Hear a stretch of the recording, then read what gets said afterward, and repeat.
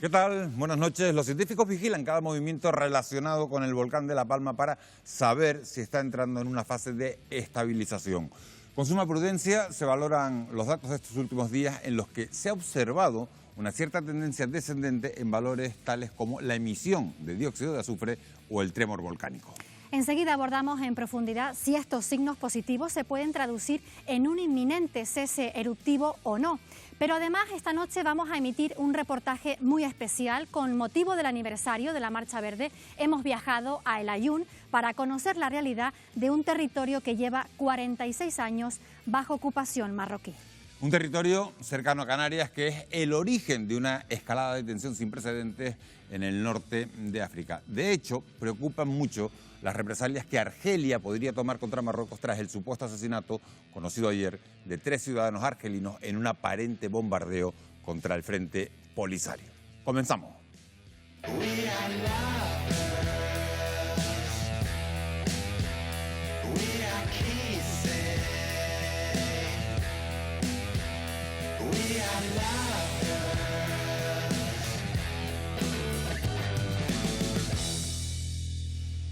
Durante estos últimos días, algunos expertos creen que la erupción podría estar estabilizándose. Para abordar en profundidad este asunto contamos con Itaiza Domínguez, sismólogo del IGN. Muy buenas noches, Itaiza. Hola, buenas noches. La emisión de dióxido de azufre, Itaiza, ha descendido respecto a parámetros y niveles de la semana pasada. ¿Cómo evoluciona realmente este indicador y qué tan importante es para saber si estamos cerca del fin de esta actividad eruptiva? Bueno, es un indicador que varía bastante, hemos tenido un nivel muy alto de 50.000 toneladas diarias. Este nivel ha descendido hasta niveles de hace 3 o 4 semanas, pero otra vez ha vuelto a crecer durante el día de ayer. El dióxido de azufre depende de dos cosas, de la cantidad de material que sale, la cantidad de magma en forma de coladas o de piroclastos, y también de la cantidad de gas que tiene ese magma.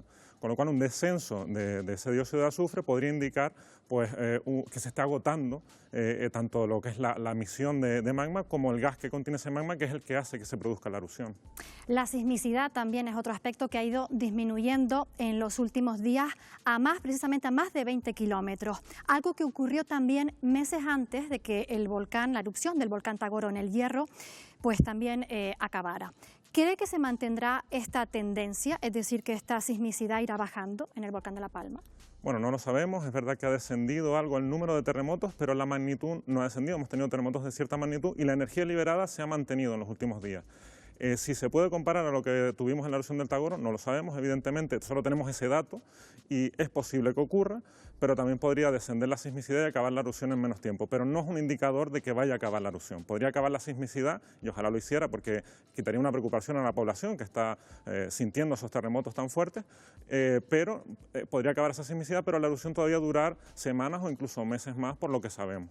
Con los datos que tenemos hasta el momento, Itaiza, ¿piensa que la erupción podría llegar a su fin cerca o todavía es pronto para saberlo?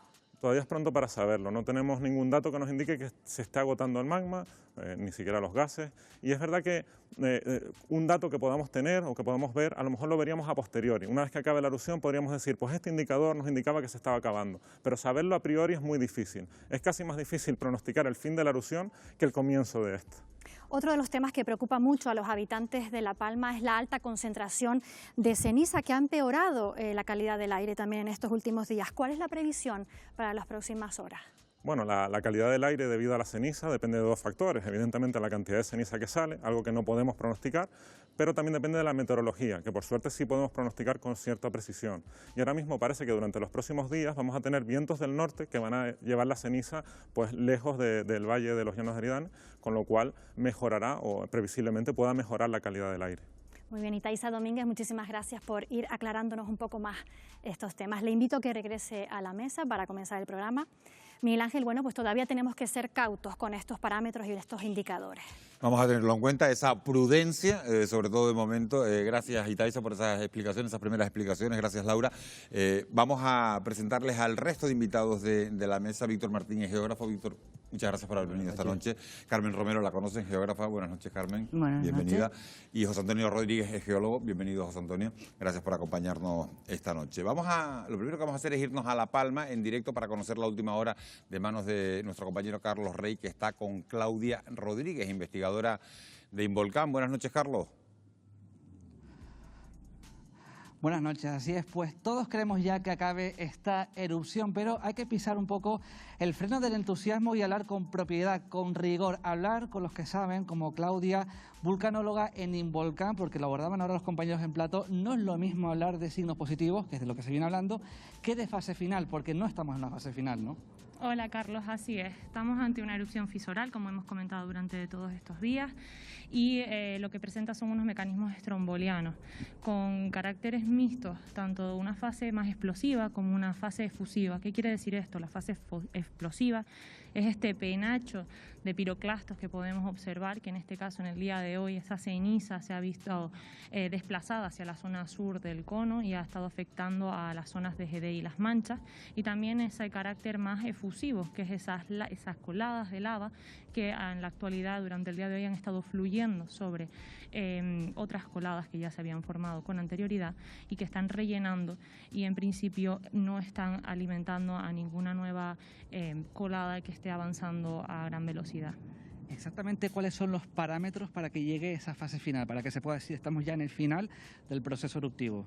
Bueno, como ya se ha comentado, el tremor ha disminuido, estos valores tienen que continuar disminuyendo y en el tiempo siguiéndose registrando esos datos. La sismicidad debe seguir disminuyendo, es decir, todavía hay mucha sismicidad entre los 10 y los 15 kilómetros y por debajo de los 20 kilómetros, así que esto debe disminuir. Y sobre todo, algo que nosotros hacemos a diario desde el Instituto Volcanológico son las medidas de dióxido de azufre. Estas medidas nos ayudan a saber en qué fase nos encontramos. En el día de ayer, hoy no se han cuantificado aún esos datos que he obtenido, pero el día de ayer rondaban las 30.000 toneladas día. Estos son unos valores muy elevados. Estos valores los obtenemos tanto en una unidad móvil, vía terrestre en coche, como también vía marítima y aérea, gracias a los servicios marítimos y aéreos que nos presta la Guardia Civil, en este caso, en colaboración con Involcán. Entonces, estos valores deben disminuir por lo menos por debajo de las 1.000 toneladas día y mantenerse durante el tiempo para poder hablar de que estamos entrando ya en una fase más final. Es algo muy delicado. Y una vez entrados en esa fase final, ¿cuánto puede durar? Depende, como te comentaba, estamos ante una erupción fisural con mecanismos estrombolianos que presentan un aumento y una disminución en la actividad y que, desde mi punto de vista, aún es muy pronto para hablar de una próxima finalización. Claudia, cuando son las 10:23, estamos en directo, ¿cuál es tu percepción del volcán ahora mismo? Bueno, como pueden observar ahora, las coladas se ven muchísimo mejor, en la noche siempre las vemos mejor, y están caminando sobre las más antiguas. Desde el otro lado del volcán, yo estuve esta mañana por la montaña de Cogote y desde allí se puede ver como esa lava no solo emana de un posible tubo volcánico que podemos ver donde se desborda la lava, sino que también sale de arriba, de la boca que siempre hemos visto más activa por debajo de ese penacho que estamos viendo. Entonces esas coladas siguen pasando, siguen creciendo y lo que está ganando también es en altura las coladas. Muchas gracias, Claudia. Ya lo saben, hablamos con rigor, hablamos de signos positivos, pero en ningún caso estamos todavía en una fase final del proceso eruptivo. Gracias, Carlos, por esa información desde La Palma. José Antonio, se pide prudencia. Los indicadores de los últimos días hablan de una estabilización o principio del cese de la actividad desde tu punto de vista. Yo estoy de acuerdo en que se pide prudencia porque estos sistemas naturales tienen mucha inercia en el tiempo. Entonces puede parecer en un momento determinado que hay un lapso, hay una pausa en la violencia de la actividad. Puede parecer que está reduciéndose todos los parámetros y súbitamente pueden volver a reactivarse. Entonces sí se requiere un periodo de tiempo suficientemente largo, unos cuantos días, para ir verificando que todos estos parámetros efectivamente se están rebajando, se van disminuyendo poco a poco. Ayer se volvieron a registrar altas cantidades de dióxido de azufre. Estamos hablando de que había bajado, han vuelto a subir hasta las 29.400 toneladas. Eso rompe una tendencia a la baja que había en el volcán. Carmen, ¿hay que esperar también unos días? Yo creo que sí. Normalmente la actividad volcánica es una actividad modular, es decir, que tenemos momentos donde tenemos picos y aumentos de la emisión tanto de piroclastos como de coladas de lava, y eso no es siempre constante, lo estamos viendo, es como modular, tenemos picos máximos, picos mínimos, y de momento tendríamos que tener muchos más días de tendencias continuadas en todos los parámetros para poder hablar de que efectivamente podíamos entrar en una fase de declive del volcán que además establecerla, como ha dicho Itaiza antes, es bastante más difícil que establecer cuándo se produce. ¿Cuántos días son razonables, Itaiza, Carmen, José Antonio, Víctor, para establecer, decir, oye, esto sí parece que va a la baja?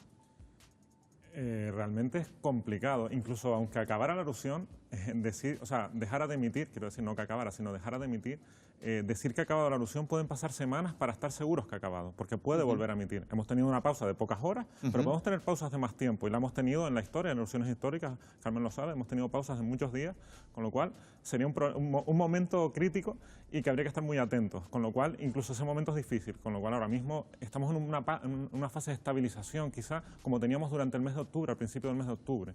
Eso es lo que sí podemos decir, y eso es lo positivo, pero podemos volver a tener, como nos ha dicho el compañero, podemos tener otra nueva reactivación. Me queda tu opinión, Víctor. ¿Estás en la misma línea que los compañeros? Sí, no, totalmente de acuerdo, y además que, como se señalaba, es decir, los inicios de las erupciones son relativamente, existe suficiente información ya para poder decir cuándo se puede producir un fenómeno eruptivo, pero el tema del término todavía la ciencia no está ni tiene experiencia suficiente, ni tenemos aparatos suficientes para poder decir que cuándo va a finalizar, ¿no? Entonces yo creo que la precaución es lo mejor de todo, porque además tenemos en cuenta que es una erupción muy monitorizada, es decir, que va a estar, por supuesto, tener un seguimiento en máximo, que yo creo que pocas erupciones del mundo habrán tenido en el caso de la erupción que está teniendo lugar en La Palma, ¿no? Entonces, está monitorizado la salida, la expulsión de gases, la expulsión de ceniza, también los movimientos sísmicos. Eso es más fácil de monitorizar en otros puntos del planeta. De momento, Itaiza, el sismólogo, no se han producido terremotos de intensidad 6, aunque entra dentro de las previsiones. Sí, no es descartable. Hemos tenido terremotos ya de magnitud 5, parece que ese entorno, ese 5,1 es el límite que estamos teniendo, pero podríamos tener terremotos de mayor magnitud profundos. Y los terremotos menos profundos, los intermedios, el máximo ha sido 4,1. Ese máximo también puede crecer, y ahí es donde a lo mejor podemos tener ese aumento en la intensidad, con lo cual no podemos descartar una intensidad 6, porque la hemos tenido en momentos históricos, en erupciones históricas, pero todavía estamos lejos. Parece que la magnitud crece poco a poco, cuando ha crecido esta semana, y sería lo esperable. Pero bueno, hay que estar atentos. José Antonio, sobre los movimientos sísmicos, ¿es normal todo esto que se está produciendo? Pues tengo que decir que sí, obviamente. ¿No hay nada que te haya llamado la atención? El otro día que se produjera uno con una diferencia de 3 segundos, bueno, 4,8, 5, intensidades 4 a 5. Sí, a mí me llama la atención hechos que me pregunto. Hay movimientos sísmicos focalizados a profundidades de 10-15 kilómetros y movimientos sísmicos focalizados a profundidad de 38 kilómetros. Yo pienso que los mecanismos de generación no creo que sean exactamente los mismos. A 38 kilómetros de profundidad tenemos unas rocas con un comportamiento que no es exactamente elástico y ahí abajo se está muy caliente. Entonces, pueden generarse deformaciones a esas profundidades que después de liberarse el magma migrando hacia la superficie, esas deformaciones puedan quedar ahí un tiempo permanente hasta que se producen reajustes que tienen que provocar estos terremotos profundos. ¿Qué debemos interpretar de un descenso del tremor volcánico? Pues descenso del tremor volcánico significa descenso en el régimen de flujo en el interior de los conductos del sistema volcánico. Descenso en el nivel de flujo, la tasa de flujo. Esta mañana se han oído varias explosiones en el cono principal. ¿A qué se deben? Detonaciones. Normalmente, cuando hay detonaciones, suele ocurrir que entra en juego el agua del acuífero en contacto con el magma, que sufre expansiones muy violentas, explosivas, que son las que generan la detonación. Y con la detonación se suelen producir las ondas de choque, que se propagan desde la boca del volcán, inicialmente a una velocidad supersónica, y que los han oído todos. Se ha podido visualizar esas ondas de choque y segundos después se ha podido sentir en todos los habitantes que estaban a unos kilómetros del volcán, el choque de presión. Víctor, ¿sorprenden esas explosiones que se van produciendo? Bueno, yo creo que entran dentro también de las características de la formación geológica de la isla también en relación con, como señalaba, con el acuífero, es decir, que esa es relativamente importante por un lado, tenerlo en cuenta y yo creo que entra dentro de lo normal, ¿no? Sí, yo creo que es una cosa habitual, lo ha sido en las erupciones históricas de Canarias. Cuando se producían algunas de las erupciones en el siglo XVII en la isla de La Palma, se mandaron barcos desde Tenerife para saber qué es lo que estaba pasando, porque se pensaba que había barcos que tenían una batalla naval, o sea que ese tipo de detonaciones hoy solamente se está sintiendo en La Palma, pero en el pasado se ha sentido también, cuando la erupción se producía en La Palma, se sentía también en Tenerife. O sea que estamos hablando de procesos que son relativamente habituales, por lo menos para los volcanes históricos de la isla de La Palma. También hay en algunas otras descripciones de los volcanes de Tenerife y los volcanes de Lanzarote, pero sobre todo de los de La Palma. Y es verdad que muchos de los sistemas volcánicos históricos tienen entre los depósitos que configuran esos edificios volcánicos materiales de carácter freatomagmático que indican un contacto del magma con el agua. Sí, así es, o sea, las explosiones son habituales, hemos tenido las grandes explosiones que seguramente tengan más relación con este tipo de actividad freatomagmática, pero incluso tenemos ese ruido constante que tenemos a veces en la erupción y que a veces no lo tenemos, y que eso depende del tamaño de las burbujas que están saliendo de gas y cómo sale ese gas a superficie, o sea, que no solo tenemos ese fenómeno, sino también el fenómeno del ruido continuo, que muchas veces nos dicen, se ha parado el ruido, y es debido a ese cambio en la desgasificación, en la fragmentación, al salir el material a superficie. Claro, estamos hablando de explosiones de material que sale a la atmósfera. ¿Es imposible, Carmen, saber cuánto material fundido queda dentro del volcán o en los reservorios? Bueno, yo no soy geofísica, me imagino que los geofísicos estarán mucho más preparados para contestar este tipo de preguntas. La verdad es que no sé si con las técnicas actuales hoy en día existe la precisión para definir ¿Cuánto material queda? Volumen de material magmático hay en el sitio donde se están produciendo los procesos. ¿Hay esas técnicas, José Antonio? ¿Existen esas técnicas? A partir de las técnicas de deformación del terreno, cálculos, estimaciones de deformación del terreno y estimaciones del punto de inflación, el que provoca la inflación, es una estimación en base precisamente a la concentración de los focos sísmicos. Lo que pasa que parece el volcán va emitiendo magma y parece que este magma nunca se agota. Es como si el sistema volcánico tuviese una especie de realimentación. Da la sensación, pero evidentemente tendrá que agotarse más tarde o más temprano porque las temperaturas, que es la alta temperatura que está trayendo el volcán a la superficie, es algo que se la está quitando al sistema en el interior. Más tarde o más temprano todo el sistema volcánico profundo se tendrá que enfriar y esa fuente de energía ya no podrá... ¿Pero se puede saber qué cantidad queda? Se puede estimar, se puede estimar. Los investigadores estiman volumen. Se han estimado volúmenes en base a la propia inflación, se han estimado volúmenes que luego después se han reestimado posteriormente. Inicialmente pues se han estimado del orden de 10 millones de metros cúbicos, luego se ha aumentado la estimación posteriormente, porque no es un dato que se pueda dar exacto, es, como te estoy diciendo, una estimación con grandes errores. De todas maneras, Itaiza, el volcán solo ha soltado una mínima cantidad de lo que pueda tener. Claro, el problema es que la cantidad que ha estado acumulando la puede haber acumulado durante mucho tiempo. O sea, si se hubiera acumulado en poco tiempo, podríamos haber visto esa deformación, comentaba él, no, al final se podríamos haber visto esa deformación que se acumulaba, pero ha sido tanto tiempo que los aparatos solo los tenemos desde hace 10, 15 años.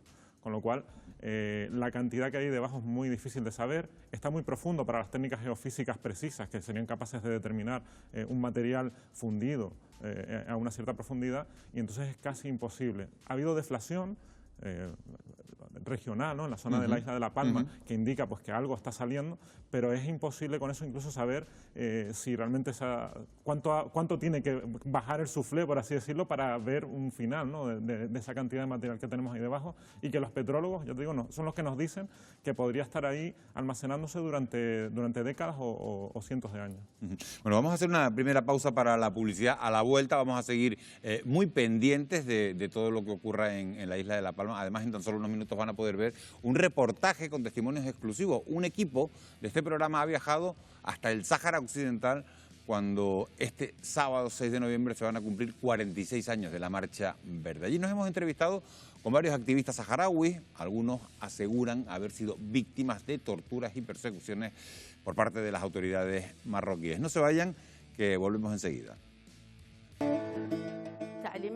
Las órdenes de Hassan II fueron: si encuentran a los españoles, compartan con ellos el pan. Si encuentran a otros, mátenlos. Lo que hemos sufrido con Marruecos jamás ocurrió en España.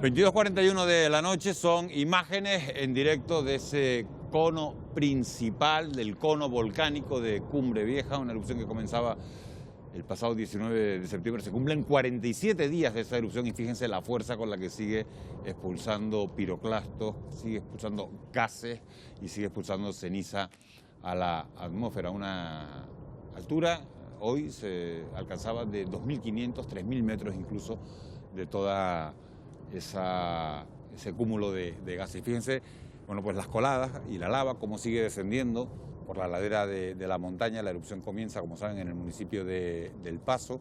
Ahí se encuentra ese cono principal que acabamos de ver y toda esa lava discurre por la ladera hasta llegar a atravesar el término municipal de los Llanos de Aridane y acaba parándose en muchos casos incluso en la costa de Tazacorte. Son imágenes en directo, como decimos, de este día 47 de erupción volcánica en la isla de La Palma. Bueno, a La Palma regresaremos en un ratito y ahora vamos a hablar del otro gran tema de la noche. Vamos a ver esas imágenes después y vamos a irnos en directo hasta La Palma para ofrecerles la última hora. Como decíamos, a La Palma regresaremos en un ratito, ahora vamos con el otro gran tema de esta noche. Se cumplen 46 años desde que Marruecos tomara el control del Sáhara Occidental. Una ocupación que no está reconocida por Naciones Unidas, que sigue reclamando un referéndum que no llega. Desde entonces el territorio es el epicentro de numerosas tensiones entre España y Marruecos, fricciones que en muchos casos perjudican a Canarias. Pero hay más protagonistas en este conflicto. Desde ayer la tensión con Argelia se ha disparado ya que este país acusa a Rabat del asesinato de 3 argelinos en territorio saharaui. Un equipo de Fuera de Plano ha viajado a El Aaiún para conocer de primera mano la situación en la zona. Vean.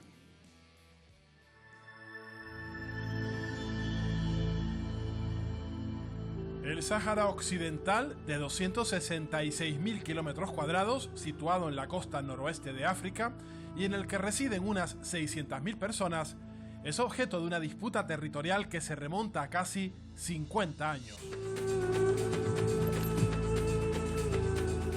Un equipo de Fuera de Plano ha viajado a El Aaiún para conocer la situación del pueblo saharaui.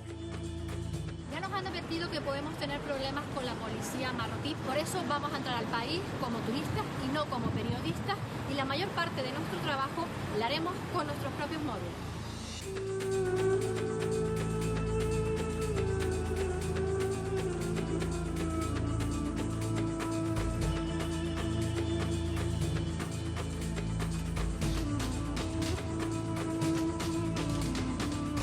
Nada más llegar al aeropuerto nos han hecho todo un auténtico interrogatorio, nos han preguntado a qué nos dedicábamos, por qué veníamos aquí, si conocíamos a alguien aquí. Nos han hecho las mismas preguntas varias veces, varios policías, tanto a mi compañero como a mí, para ver si caíamos en algún tipo de contradicción. Nos han abierto las maletas, nos han abierto las mochilas, lo han revisado absolutamente todo. Ya del aeropuerto cuando salimos también nos habían advertido que estuviéramos pendientes en el camino por si nos seguía alguna moto, porque suele ser una forma de vigilancia para los turistas para ver sus primeros movimientos. Y ahora vamos a dar un paseo por la ciudad para hacer tiempo hasta esta noche en la que hemos quedado con nuestro enlace aquí en El Aaiún.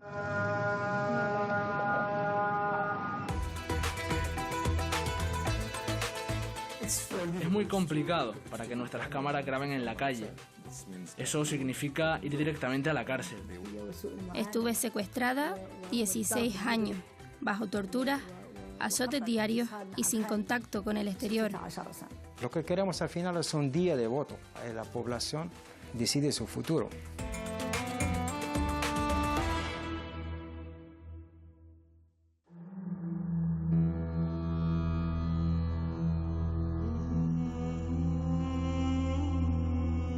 En febrero de 1976, Marruecos se anexionaba junto a Mauritania el territorio del Sáhara Occidental. Unos meses antes, el reino alauí había iniciado la operación de anexión con la denominada Marcha Verde, que comenzó el 6 de noviembre de 1975.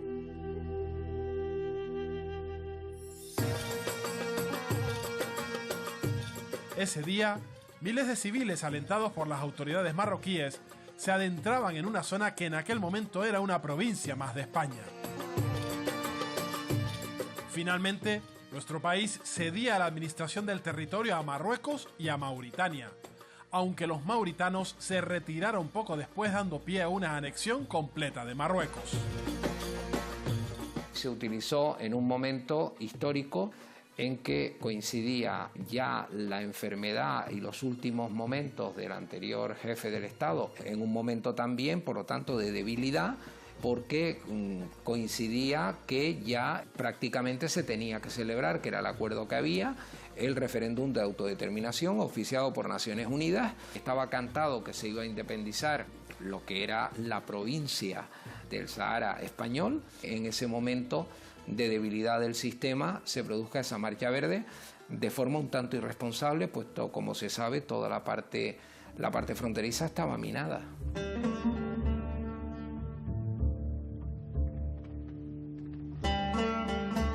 En paralelo a la retirada española de un territorio rico en fosfatos y recursos pesqueros, muchos saharauis se desplazaron a Argelia, país que facilitó la instalación de campamentos en Tinduf para albergar a estos refugiados.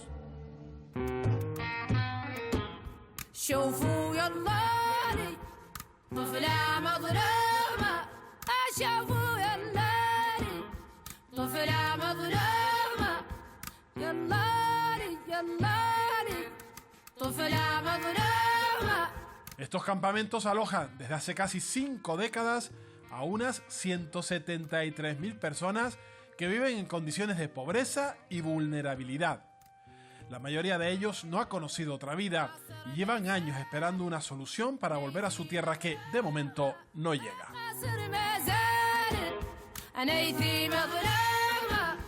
Mientras, en el Aaiún, la vida transcurre en las calles como cualquier otra ciudad marroquí.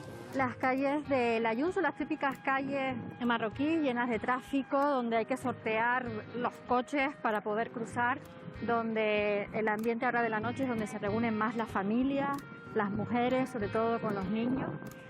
Durante el día, pues lo que hemos visto ha sido más el ambiente comercial y pues donde más presencia de hombres hemos visto. Una ciudad en la que el equipo de Fuera de Plano recabó algunos testimonios concentrando las entrevistas en una vivienda facilitada por activistas saharauis. Son las 6 de la mañana, nos acaban de escribir que es el momento de salir ahora porque no tenemos vigilancia. Tenemos que coger nuestras cosas, salir rápido porque tenemos un coche esperándonos enfrente.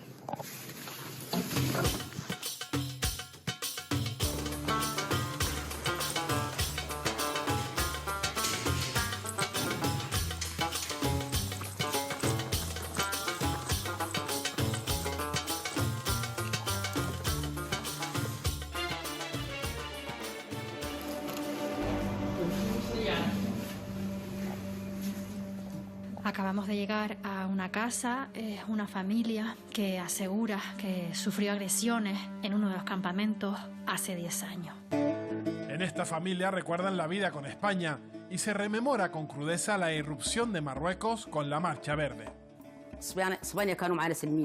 Con los españoles vivíamos en paz.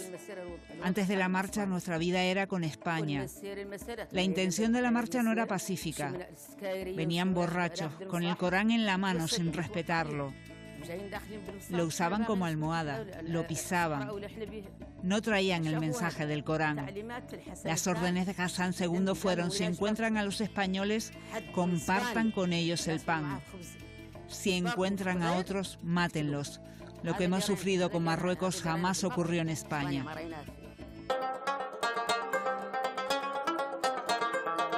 En 1991, 16 años después de la Marcha Verde y del inicio del conflicto entre el Frente Polisario y Marruecos, el Consejo de Seguridad de Naciones Unidas negoció una tregua entre las dos partes que preveía la celebración de un referéndum de autodeterminación. Pero 30 años después, esa consulta sigue sin celebrarse.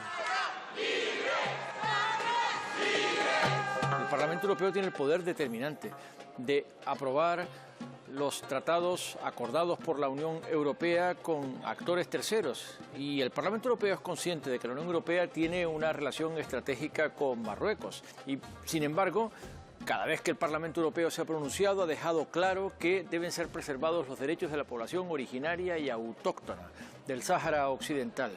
Y esta posición queda además reflejada no solamente en las resoluciones del Parlamento Europeo, sino en la jurisprudencia del Tribunal de Justicia, que ha dejado claro que la población del Sáhara debe ser tenida en cuenta en la administración de todos los recursos del territorio, a la espera de que se produzca una desembocadura de un conflicto que dura demasiado tiempo. Mientras los saharauis esperan a que las urnas se abran, este periodista relata cómo son las condiciones en las que se desarrolla su trabajo en el Aaiún. La policía y las fuerzas de seguridad marroquíes están por todas partes. Es muy difícil para los periodistas trabajar en la zona ocupada del Sáhara Occidental. Estamos bajo una constante vigilancia. Hemos perdido incluso nuestros trabajos. Muchos de mis cofundadores y compañeros de trabajo han tenido experiencias de detenciones arbitrarias. Tenemos más de 3 colegas que han sido encarcelados y condenados con penas muy duras. Es muy complicado para que nuestras cámaras graben en la calle. Eso significa ir directamente a la cárcel. Gestionamos nuestras entrevistas y encuentros de forma secreta. Escribimos sobre violaciones diarias de derechos humanos de los activistas, como también de la situación de los presos políticos y del sufrimiento de sus familias. Informamos sobre los recursos naturales que están siendo sistemáticamente explotados, porque los recursos naturales de esta zona son una de las razones principales de que la ocupación marroquí continúe.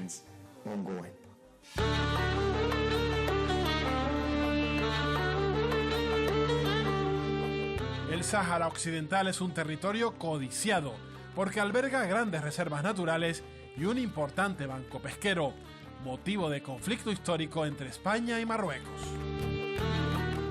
El tema de los fosfatos es esencial y, por supuesto, también complementado con la riqueza extraordinaria del banco pesquero. Estamos hablando de recursos que son o que tienen un valor estratégico en el mercado internacional relevante.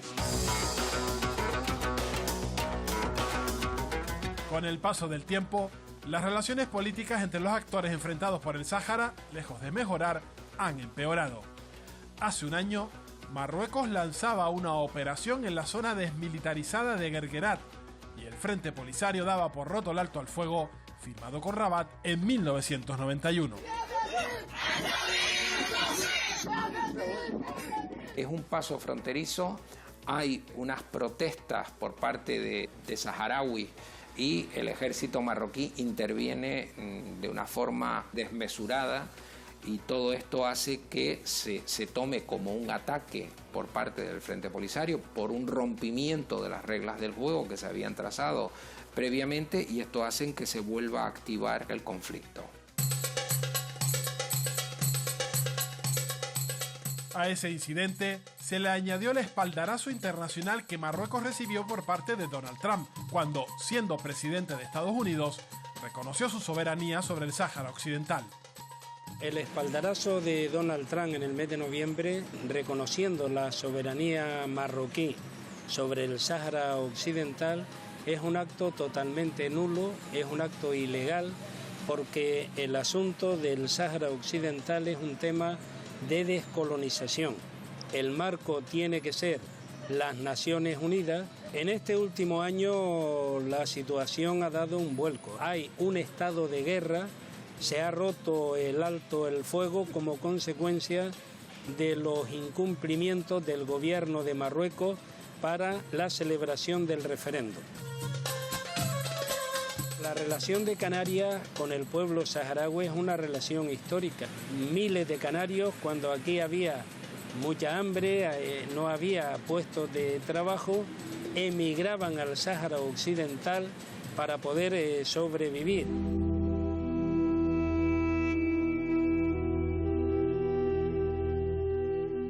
Nací en el Sáhara en 1960, mis abuelos llegaron al Sáhara, de los primeros que llegaron al Sáhara y al Aaiún concretamente.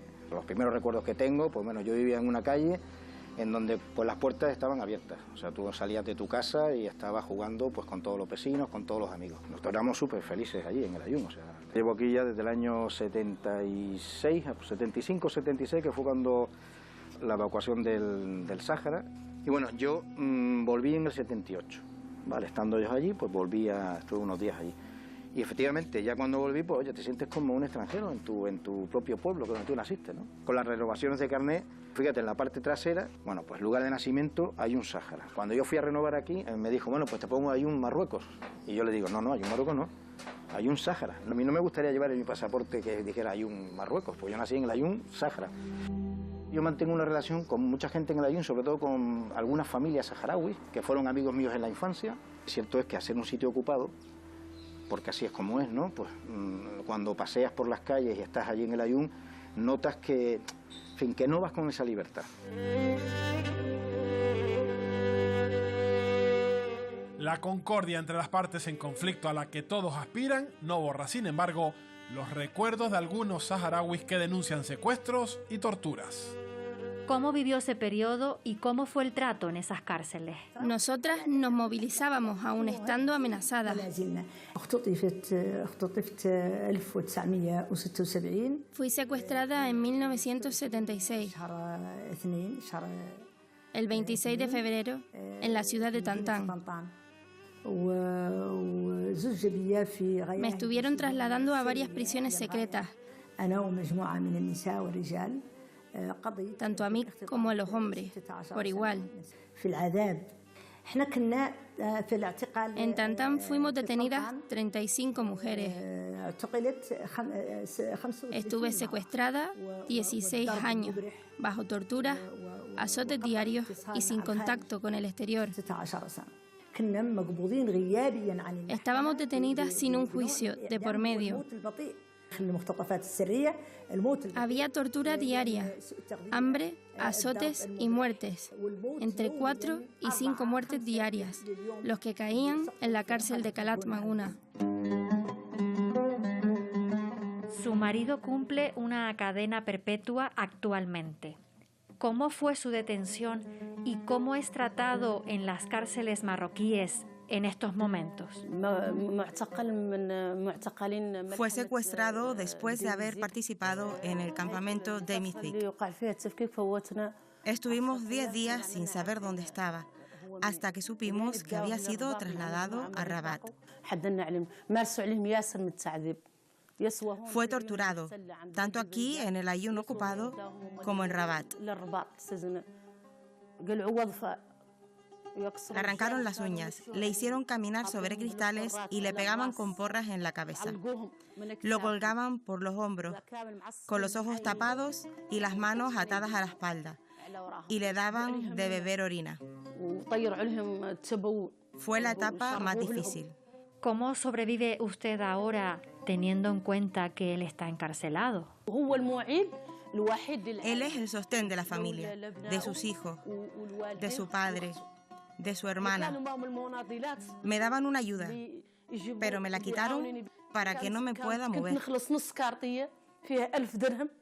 Cuando voy a verlo, sales de aquí haciendo un trayecto larguísimo y cuando llegas te dan unos minutos. A veces es solo una vez al mes o simplemente no te dejan verlo. El miedo siempre te tiene atenazada.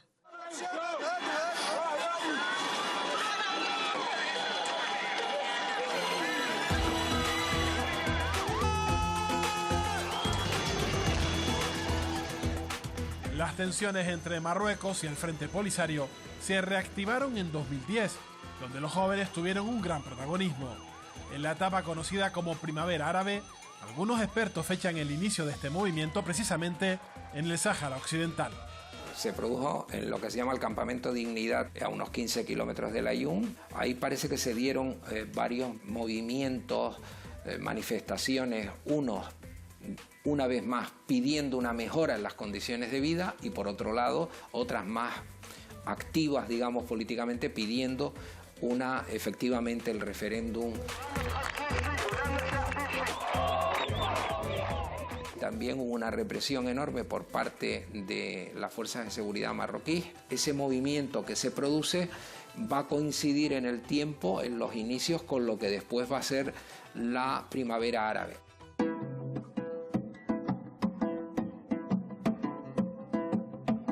En esas manifestaciones, el papel de la mujer ha sido fundamental. Enarbolando la bandera de la libertad, exigiendo el derecho de autodeterminación y los derechos sociales. ¿Cómo ha sido el papel de las mujeres en todas estas reivindicaciones? Desde luego, la mujer saharaui está reconocida internacionalmente. Yo misma soy un ejemplo de la lucha por mi país, como el resto de mujeres con las que has hablado. Esto demuestra que la mujer saharaui está comprometida con su causa hasta el último sacrificio, y no hay diferencias entre ellas y el hombre.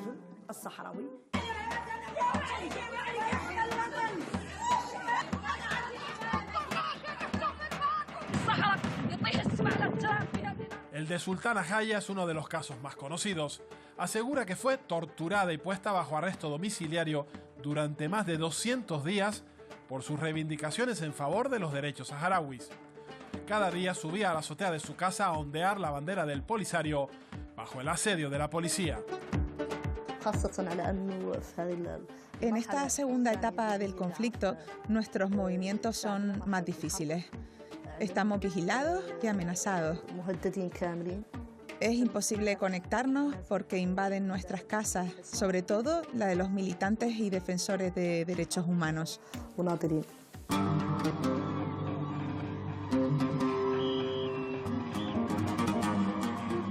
Los jóvenes activistas son los que aseguran sentirse más hostigados.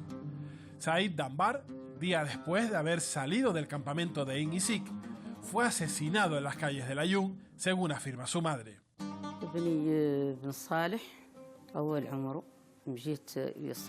Mi hijo era bueno, educado y estudioso. Estaba esperando que lo llamaran para trabajar.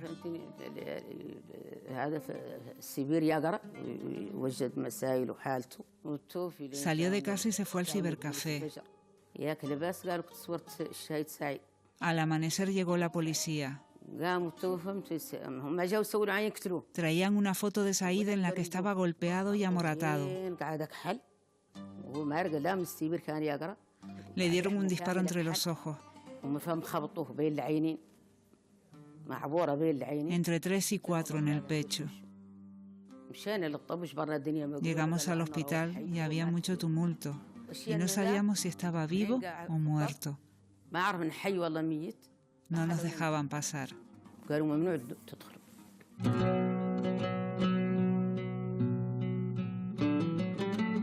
Su hermano Driss consiguió años después asilo político en España.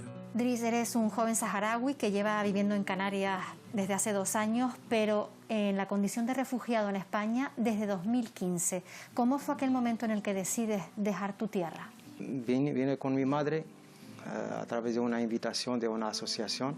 Conseguíamos el visado para venir por aquí y yo la verdad que aproveché para pedir la protección internacional. La intensidad de esta persecución, todo eso empezó después del desmantelamiento del campamento de Gdemizik en 2010. Salíamos a las afueras de la ciudad ocupada de Layún para reivindicar, beneficiar de nuestras riquezas, porque somos un pueblo rico al mismo tiempo pobre. Siendo un refugiado político aquí en España, no puedo volver. Entonces la lucha, estoy condenado, no es condenado, pero es un deber de hacer la lucha desde fuera. ¿Crees que hay futuro para el Sáhara Occidental después de 46 años de conflicto? Somos optimistas y somos un pueblo pacífico.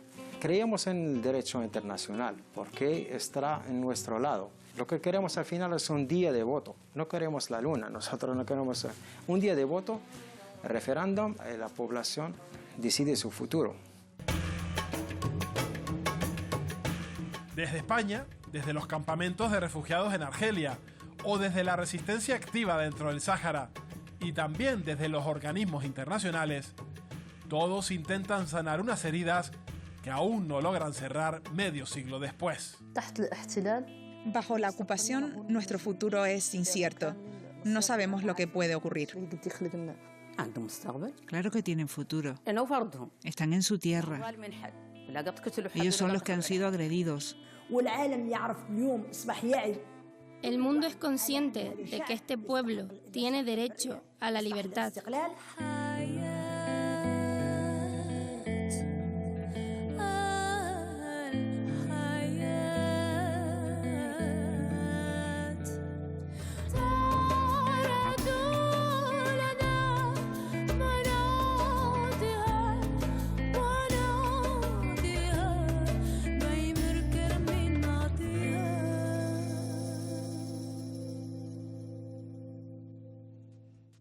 Pues será nuestro reportaje. Para hablar de la situación del Sáhara Occidental nos acompañan esta noche Loueila Min El Mami, que es abogada y activista. Loueila, bienvenida, muchas gracias por acompañarnos.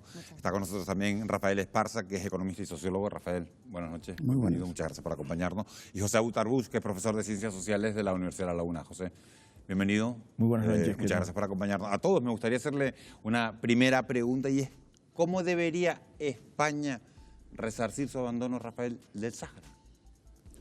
Bueno, yo antes me gustaría hacer algunas aclaraciones sobre el reportaje, porque yo me comprometo con los medios que sea a hacer un reportaje en una semana totalmente diferente al mismo. Es decir, aquí por lo visto en el Aaiún no se habló con los que han participado en las últimas elecciones, que ha sido la zona que más ha votado de todo Marruecos, donde han sido elegidos 3 saharauis como presidentes de las regiones, entre ellos una mujer en Guilmín. Lo que pasa, el reportaje era de activistas, señor Esparza. No, bueno, es que hay activistas de todos lados. Es que ahí, en el Aaiún, en estos momentos, está el movimiento saharaui por la paz. Es decir, que han sido expulsados de los campamentos de Tinduf, torturados. Es decir, entre ellos, su representante máximo, Haj Hamed Berikala, el hermano de Buhari, el representante de Naciones Unidas.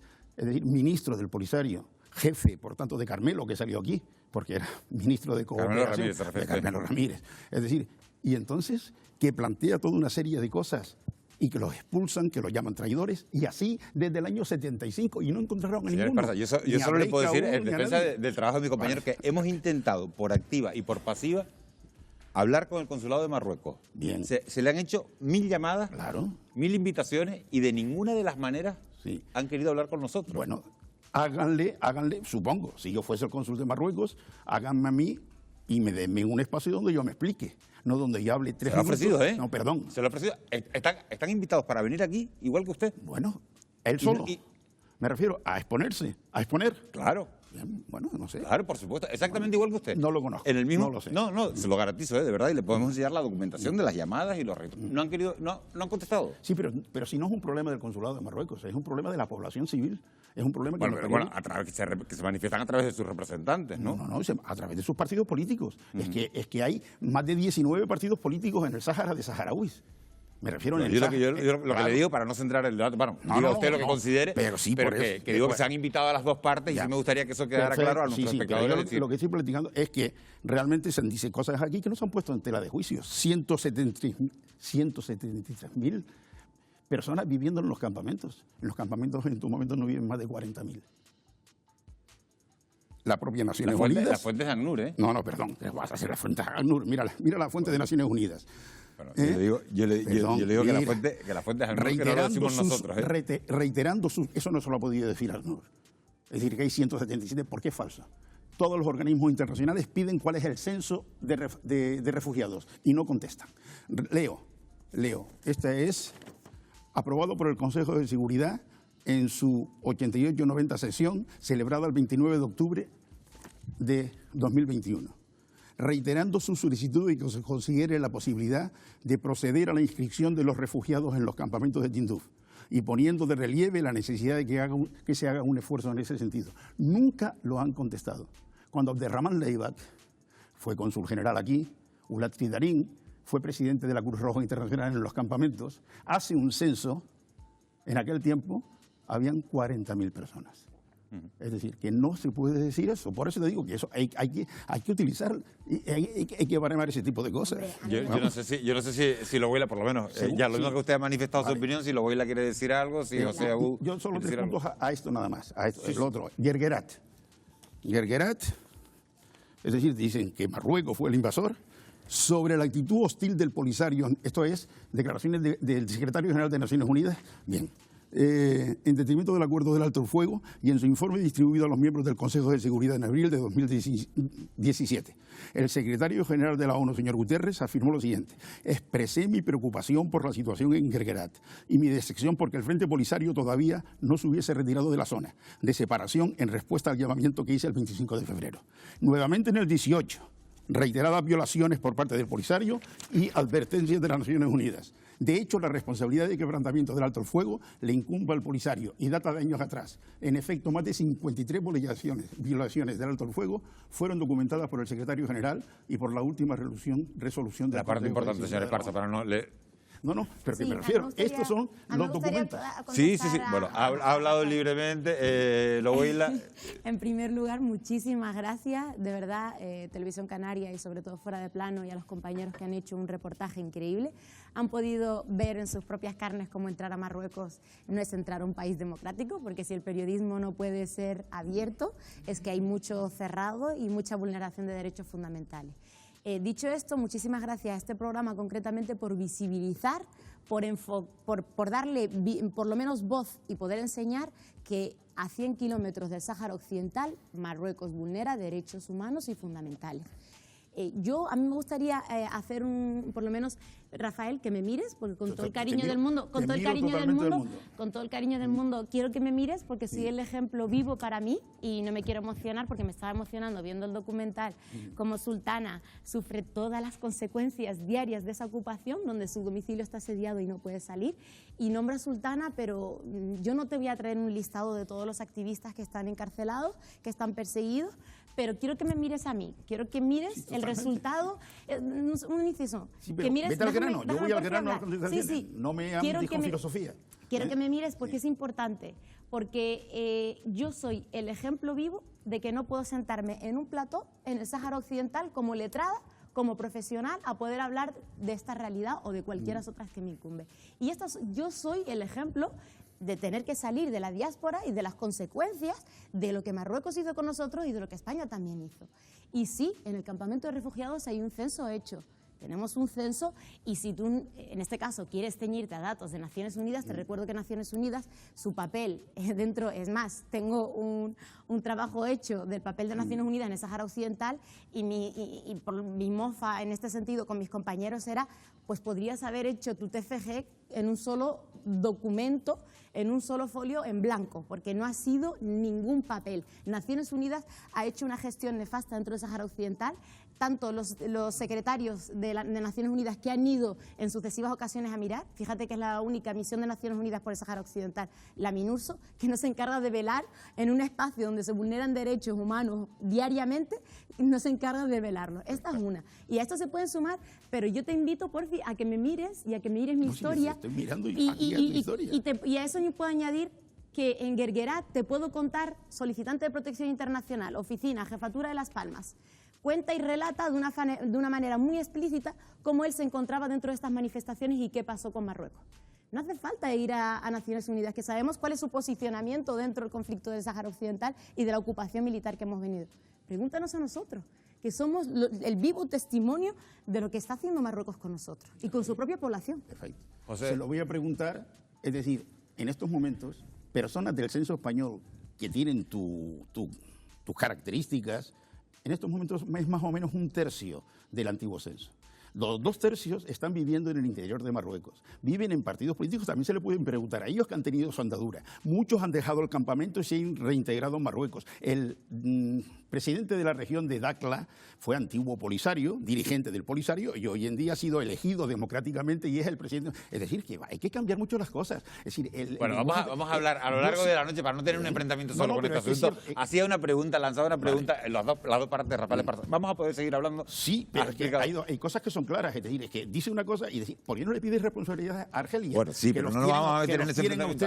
José, enclaustrados en los campos. Luego hablamos de Argelia, señor Esparza, de verdad. Luego hablamos de Argelia. José Abutarbush, ¿cómo debería España resarcir su abandono del Sáhara? Que era la pregunta que ponía encima de la mesa. Sí, bueno, como se ha roto un poco el guión, sí quisiera decir el inicial, ¿no? Quisiera decir simplemente, brevemente, que con independencia de la valoración que hagamos de este pequeño reportaje, con independencia incluso de las aproximaciones que cada uno tenga respecto al conflicto, creo que cabe congratularse que en la radiotelevisión pública canaria se dedique un espacio a abordar este tema, porque creo que no hay ninguna otra región en el Estado español que se haya visto más afectada por este conflicto como Canarias y que en el futuro seguirá siendo afectada porque somos vecinos. Tenemos un pasado común, tenemos un presente común y sin duda tenemos de manera inexorable un futuro común. Y en ese sentido es importante, ¿verdad?, que independientemente de nuestras aproximaciones, congratularnos por prestarle atención, sobre todo porque somos una región vulnerable, dependiente del exterior, y lo que pasa ahí fuera nos va a afectar a nosotros de una manera u otra aquí dentro.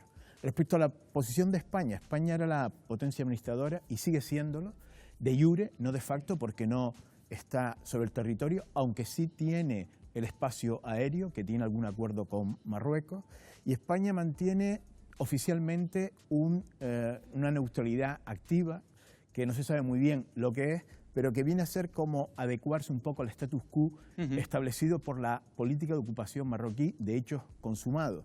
Y tiene una política un tanto timorata que creo que le está saliendo cara y lo vemos por esas... ¿Y cómo debería resarcir ese abandono? Efectivamente, porque hay una serie de crisis cíclicas con Marruecos y que hay un malestar, sobre todo por el tema del Sáhara Occidental. Yo creo que España, junto con otros países de la Unión Europea, y creo que la posición de Alemania está siendo mucho más firme al respecto, debería fortalecer, digamos, la posición de la Unión Europea dentro de las organizaciones multilaterales, en concreto en Naciones Unidas, y no seguir con la misma política de continuismo, sino tener una nueva aproximación, revalorizando lo hecho hasta ahora, retomando el plan inicial que había de 1991, pero con una garantía y supervisión internacional, porque el derecho internacional, si no hay un poder detrás, no se cumple. Y por tanto, yo creo que es fundamental esto, ¿no? Pero eso sería más un deseo que una realidad, porque creo que no va por ahí los tiros, ¿no? Usted lo ha dicho hace un instante, si hay algo que todos tenemos claro es que Canarias es especialmente sensible a estas tensiones entre España y Marruecos a cuenta del Sáhara Occidental. El último ejemplo lo hemos comprobado estos días con la intención de Rabat de realizar prospecciones en busca de petróleo y de gas en aguas saharauis muy cercanas a este archipiélago. Pero hay más ejemplos. Laura, ¿tú nos puedes ampliar esta información? Efectivamente, Miguel Ángel. Como has dicho, Canarias es un territorio muy sensible a las fricciones entre España y Marruecos.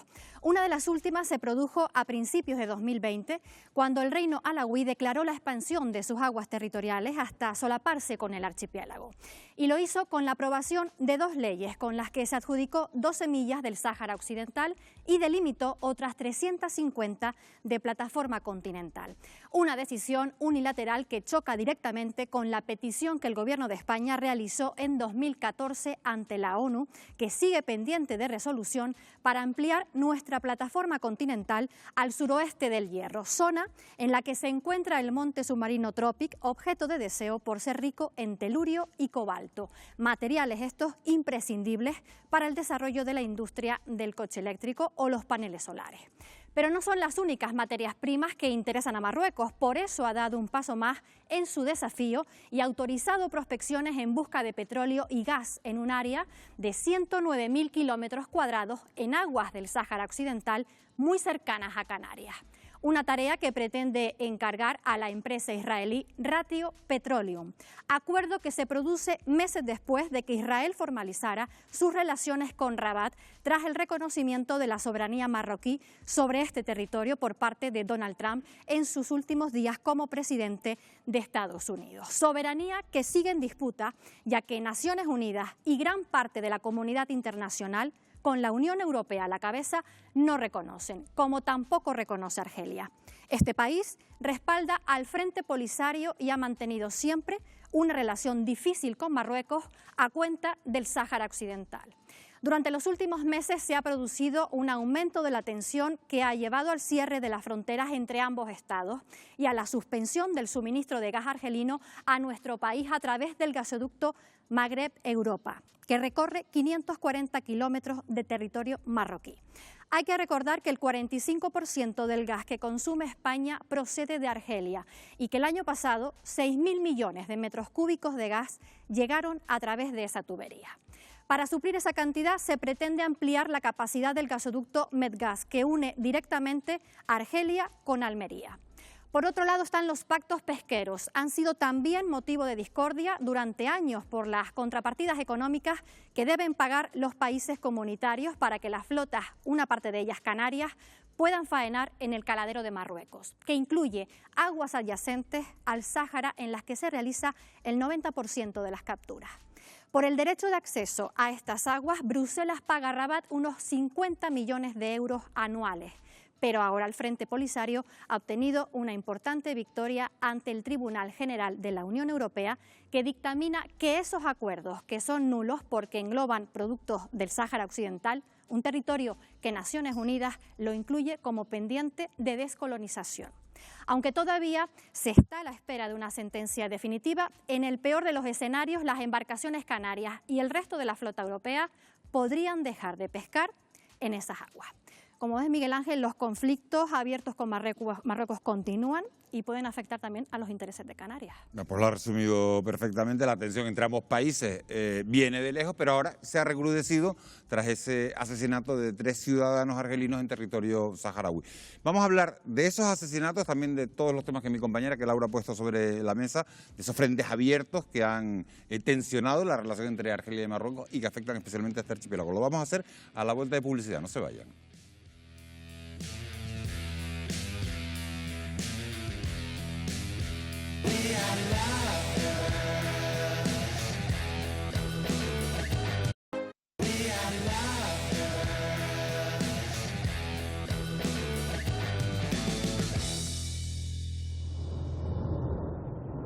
11 y 27 minutos de la noche de este jueves 4 de noviembre. Lo que están viendo son imágenes en directo de esa erupción de Cumbre Vieja en la isla de La Palma. Estamos muy pendientes de todo lo que ocurra a las 24 horas del día en esta casa, en Fuera de Plano, en Televisión Canaria. Lo que estaban viendo eran imágenes del cono principal, y esas imágenes son de la ladera, de esa ladera que empieza, una erupción que empieza en el municipio del Paso, y toda esa ladera son municipio del Paso, término municipal también de los Llanos de Aridane, y la parte inferior, la parte derecha de lo que están viendo en sus pantallas, es el municipio ya de Tazacorte. Son las distintas coladas que van bajando por la ladera desde el pasado 19 de septiembre.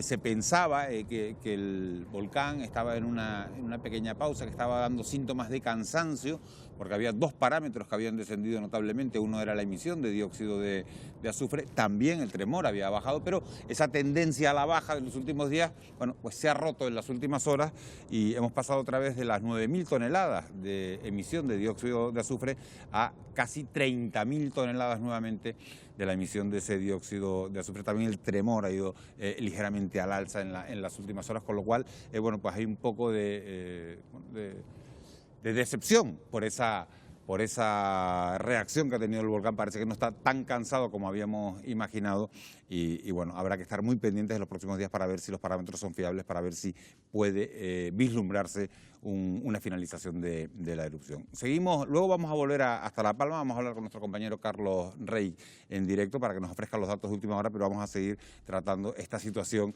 del Sáhara Occidental. ¿Cómo debe actuar, José Abú, España ante esta escalada de tensión que hemos vivido en los últimos días entre Argelia y Marruecos? ¿Cuál debe ser la posición española?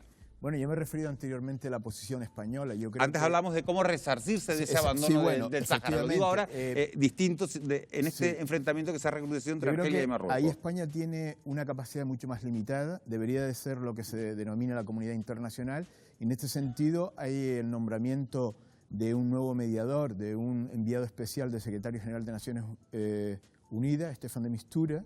Y bueno, no es una persona que con respecto a James Baker tenga un peso político y tiene una tarea difícil, pero la tarea que tiene por delante, que es a quien fundamentalmente le correspondería este papel de rebajar la tensión, sería el primer punto en su agenda, sería Staffan de Mistura, ¿no? Sobre todo porque lo que estamos asistiendo, desde mi punto de vista, es probablemente a una alteración del status quo que se mantiene desde el año 91. Con independencia de cómo interpretemos por qué declara la ruptura del alto el fuego el Frente Polisario, lo que habrá que reconocer es que también desde el plan de arreglo desde 1991 han pasado prácticamente 30 años y no se ha movido absolutamente nada. José, le voy a pedir un poquito de brevedad en las explicaciones para poder abordar distintos asuntos, porque si no, no nos va a dar la noche para nada. Les hago una pregunta. ¿Temen ustedes que se pueda desatar un conflicto bélico por este recrudecimiento? Rafael, ¿crees que se puede desatar un conflicto bélico por este recrudecimiento, por estos asesinatos que se han producido? Bueno, primero es que la palabra asesinato es algo que ha dicho Argelia. Mauritania, que era... Marruecos no ha dicho nada de momento. Y Mauritania tampoco. Ahora hay una investigación internacional. No es la primera vez que nos dicen eso. ¿Se recuerdan a los 3 niños, aquellos maltratados, pobrecitos, las fotos que nos hicieron? Sultana fue la que lo mandó. Y que resulta que eran palestinos, que eran compatriotas. Rafael, ¿crees que puede desatarse un conflicto tuyos? No, me refiero que son especialistas en lanzar esta información. Argelia hoy en día está en tensión. Todos los viernes su población se levanta y lucha para que cambie el sistema en Argelia. Argelia es un sistema militar, donde están además luchando entre la cúpula militar. Hay militares, tenientes generales, máximos que están en la cárcel por diferentes motivos. Argelia está en convulsión, es una gerontocracia. ¿Usted recuerda la foto de Gali y los 4 aquellos? Pareciera la Nicaragua de Ortega. Es lo más parecido que yo voy expulsando a toda la gente y llamando a los traidores. Es decir, Argelia tiene una serie de problemas y entonces, ¿cómo los resuelve? Creando un problema externo. Es decir, ¿y puede desatarse un conflicto bélico, sea verdad o sea mentira? Es difícil que se desate, pero puede. Puede que se desate, sí, pero es difícil. Es muy difícil que se desate. Abuela, ¿qué cree? De hecho, Naciones Unidas, a la que tienes como referencia, ha emitido un informe que venía escuchándolo sobre esos asesinatos. Hay un inciso sobre lo que está pasando, lo que ha pasado con las 3 personas que iban hacia Mauritania, y ha emitido un informe que lo venía leyendo, aparte de ACNUR también, que se ha posicionado sobre lo que está ocurriendo también en la zona. Dicho esto, me gustaría únicamente decir que no se puede tener un posicionamiento neutro. Yo soy saharaui, obviamente, y yo no voy a entrar en diplomacia, porque la diplomacia está muy lejos de mí, por lo menos. Yo creo que lo que me toca a mí es lo que he vivido, y yo lo que he vivido está claro y nadie me lo va a quitar. Lo que está viviendo Sultana está claro, lo que está viviendo el pueblo saharaui está claro, el saqueo de recursos naturales, la vulneración de derechos sistemáticos, la complicidad. La comunidad. No te atribuyas todo el pueblo. Un segundito, por favor, que el pueblo ha votado en elecciones libres ahora. No te he interrumpido con todo. Van a hablar los dos, de verdad, Rafael. Van a hablar los dos. No te asumas, no asumas una responsabilidad que no tienes. Bueno, el pueblo al que yo comparto y con el que me reúno y con el que yo conozco. Muy bien. Dicho esto, te agradecería que me dejaras terminar, sobre todo por el respeto con el que yo estoy haciendo, contestándote, ¿no? Dicho esto, nosotros que estamos viviendo todas estas consecuencias somos el reflejo de lo que está ocurriendo y de lo que también le ocurre a la población marroquí, y esto no se puede ocultar. Veníamos antes hablando, y además te conté un resultado del posicionamiento que tiene España también en relación a los saharauis, y es que las consecuencias claras son que yo hoy en día, que soy letrada, que trabajo aquí, concederme a mí la nacionalidad española supone hasta un problema, ¿no? Y esto es claro. Y tú, se la han denegado hoy, ¿no? Lo estaba leyendo. No me la han denegado, sino que me han contestado que no estoy lo suficientemente integrada. Ahora tengo que pelear en la Audiencia Nacional, pero estos son trabas burocráticas que sufrimos el pueblo saharaui por la consecuencia de lo que hizo España con nosotros, que se fue, que esta es la realidad. Y no es que se fue de una manera de aquella manera. No nos descolonizó y las consecuencias han sido unos acuerdos tripartitos nulos de pleno derecho conforme al derecho internacional, y las consecuencias las estamos viviendo nosotros ahora. Yo creo que difícilmente va a existir un conflicto bélico, tal y como está estructurado ahora mismo este sistema, pero es verdad que, ojo, Marruecos no es aliado y creo que Argelia hay que escucharla. Y está claro que Marruecos no es aliado porque el Sáhara Occidental, que es la zona más militarizada de toda la zona del Magreb, qué casualidad que todas las embarcaciones que están llegando a Canarias salen del Dakhla. Esto, aquí hay muchas cosas que huelen mal, Rafael, por mucho que tú te posiciones a favor de Marruecos. Voy a preguntarle por temas que nos afectan a este archipiélago. Marruecos acaba de sellar un acuerdo con una empresa israelí, Raytheon Petroleum, para la explotación de potenciales bolsas de gas y petróleo en un área que abarca el sur de Canarias y también el Sáhara Occidental. Exteriores afirma que esas prospecciones no afectan a nuestro archipiélago. ¿Afectan o no afectan, José Abu? Vamos a ver, lo primero... Con brevedad, les pido de verdad, porque es que si no, no nos va a dar tiempo de hablar de más cosas. Es que con independencia de que afecten o no afecten, es un hecho ilícito o ilegal, porque Marruecos no tiene soberanía sobre esas aguas. Y además la zona económica exclusiva de 200 millas, Marruecos la ha extendido mucho más allá de lo que compete, que debería tener un acuerdo bilateral con España para hallar la mediana o lo que sería una línea fronteriza imaginaria. Pero teniendo con Marruecos ahora mismo como aliado a Israel, que se caracteriza por esa falta de respeto al derecho internacional, pues yo creo que ya está todo dicho, ¿no? Bueno, yo creo que las empresas son internacionales. El capitalismo no se circunscribe a una sola nación. Y es una gran empresa especialista en eso y que radica en Israel. Lo mismo de dónde es la Coca-Cola, o de dónde es Chevron, o de dónde es las grandes hermanas del petróleo. Es decir, es una empresa capitalista que en un momento determinado firma un acuerdo pues, para hacer unas prospecciones, como ya se firmaron otros para hacerlas frente a Fuerteventura y a Lanzarote, que también las hizo España. Sí, es decir, en ese aspecto, y ahí sí hay más o menos una mediana de facto. Muy bien, pero ¿con quién tiene que hacerla? Sentencia del Tribunal de Justicia de la Unión Europea. Oiga, muy bien, Marruecos, pero usted tiene competencia sobre su zona. El Sáhara Occidental no es suyo, y como no es suyo, los recursos que se extraen del Sáhara Occidental tampoco lo son. Esto es una sentencia del Tribunal de Justicia de la Unión Europea, no de los saharauis. Ojo, dicho esto, cualquier saqueo de recursos naturales que se hagan en aguas saharauis o dentro del territorio saharaui no pueden ser para el colonizador, para el ocupante, para encima, estratégicamente, militarmente, ser más fuerte todavía para seguir aplastando a la población saharaui. Eso es lo que no puede ser, y no porque lo diga yo, sino porque lo ha dicho el Tribunal de Justicia de la Unión Europea. Lo digo bien, pero no lo dice todo. ¿Qué es lo que le ha faltado decir? Que aquellas cosas que se obtengan de los recursos tienen que reinvertirse en la población. Y entonces la reinversión que hace Marruecos... Oye, perdón, esa es la sentencia completa. Ha dejado claro que Marruecos no es... Oye, perdón un momento, es decir, que estamos... De esta otra no hablemos porque todavía no... Es que no quiero interrumpir. Es que de esta otra no hablemos porque todavía falta... hay una apelación. Pero de la que ya se apeló... Y se condenaron en costas. No, en la otra condenaron en costas al Polisario. Pero es que es más que evidente. Ahí no se van a poner de acuerdo. Les pongo otro tema que ha sacado José Abu. Se llama legalidad, se llama justicia, se llama reparación, se llama... Mírame a los ojos, mírame, soy... Pues no soy la consecuencia, no soy la consecuencia. ¿Quién más necesita? No eres ninguna consecuencia. Soy la consecuencia. Una niña que estaba en los campamentos. ¿Te parece poco? ¿Que no me haya podido formar en mi país? A mí las consecuencias son los pobrecitos que están en el campamento pasando las crudas. Ahí está, yo soy de las privilegiadas. Bueno, tú eres de las privilegiadas. Pero ¿por qué? Porque no me dejaron serlo en mi país. Perdón. No me dejaron serlo. Estabas en el otro. ¿Dónde estaban a la fuerza? En el otro, ¿por qué? En el otro, ¿por qué? Porque a mi familia, ¿tú viste cómo arrastraron a mi familia y a muchísimos saharauis? ¿Quién los arrastró? Perdón, ¿quién los arrastró? Porque Mustafa Sayeh arrastró a muchos. Eso está demostrado, chicas. Pero ¿tú te crees que la gente que está en los campos... De verdad, Rafael. ¿Están todos de acuerdo con estar allí y pasar eso? Tú tienes una visión de la realidad, Loboyla tiene otra, Loboyla ha vivido... pero ella tiene un discurso. Los que no cambian de pensamiento no cambian. Pero vamos a intentar de verdad avanzar en la noche. Perdona, Rafael, dicho con todo mi respeto, pero esto me parece un ejercicio de neocolonialismo. No, pero por tu parte. Porque mira, siendo ella saharaui, tú le estás dando lecciones sobre el Sáhara y sobre lo que tiene derecho y lo que no tiene derecho. Es decir, yo creo que es un ejercicio de neocolonialismo. Tú estás hablando de elecciones libres bajo un régimen militar de ocupación como es el que mantiene Marruecos en el Sáhara. Eso es falso. No lo puede decir que es un régimen militar de ocupación. Vamos a ver. Vamos a hablar por partes, de verdad, y vamos a intentar desengasquillarnos de este asunto. El tema, vamos a ver, así está reconocido por Naciones Unidas.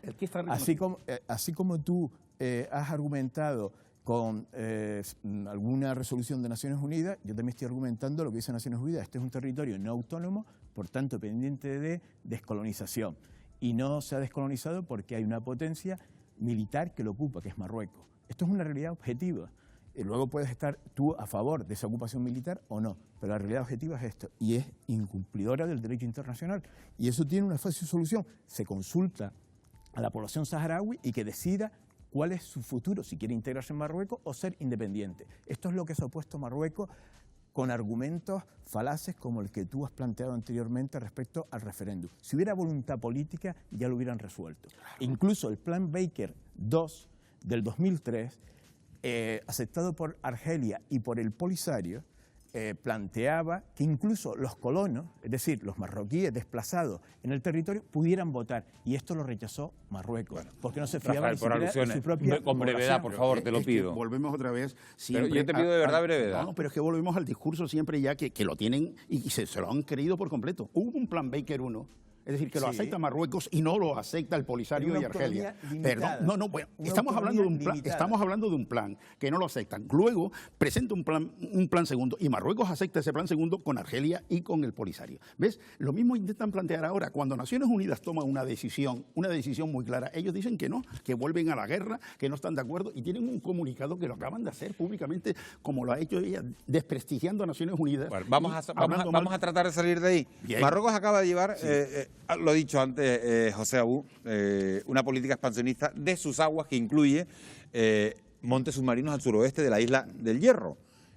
Son montes submarinos ricos en níquel, en cobre y en telurio. Estamos hablando del monte Tropic. ¿Cómo va a acabar este asunto? En caso de que se explote, cosa que hay unas dificultades enormes por las profundidades que hay, que la tecnología todavía no es suficiente, lo acabo de decir, en un acuerdo entre las partes implicadas, trazando una mediana. Y como han dicho el ministro de Asuntos Exteriores, Bouritas, marroquí, y en los propios españoles, caso de que eso llegase, en caso de solapamiento, habría un acuerdo indudable. Es decir, que eso está claro. Lo único que pasa es que cuando hablan nuestras autoridades y nuestras instituciones se le pone en tela de juicio. Cuando hablan otras, se les ponen totalmente a favor de ellas. Es decir, ese es el gran problema que tenemos. Falta un tercero que es el más importante, porque si está frente a las costas del Sáhara, habría que contar con el pueblo saharaui. Y efectivamente, el Tribunal Europeo reconoce que su representante es el Frente Polisario. Por tanto, sí, bueno, es lo que dice lo que dice el Tribunal, sí, también. Y por tanto, decir, falta esta parte. Y por tanto, va a ser difícil llegar a un acuerdo en esos términos. Ahí.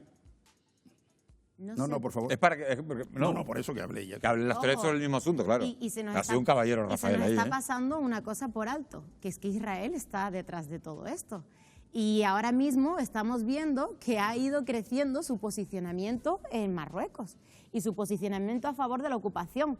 Porque, ojo, lo que ya vivió el pueblo palestino y la ocupación, que ahí es más violento todavía porque no les da ni la posibilidad de una autonomía, ¿no?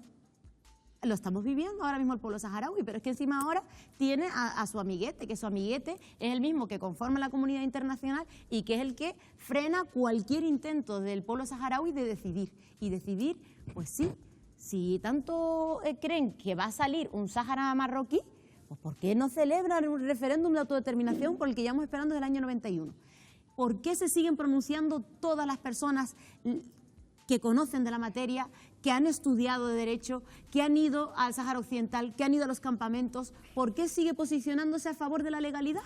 ¿Por qué sigue el derecho internacional dándonos la razón? Digo yo, Rafael, que será porque es así, porque Marruecos vulnera derechos. Me tengo que ir a La Palma, pero si le quieres contestar, de verdad, 30 segundos. En 30 segundos le contesta. Dice la última declaración de Naciones Unidas. Lograr una solución política justa, duradera y aceptable para todas ellas.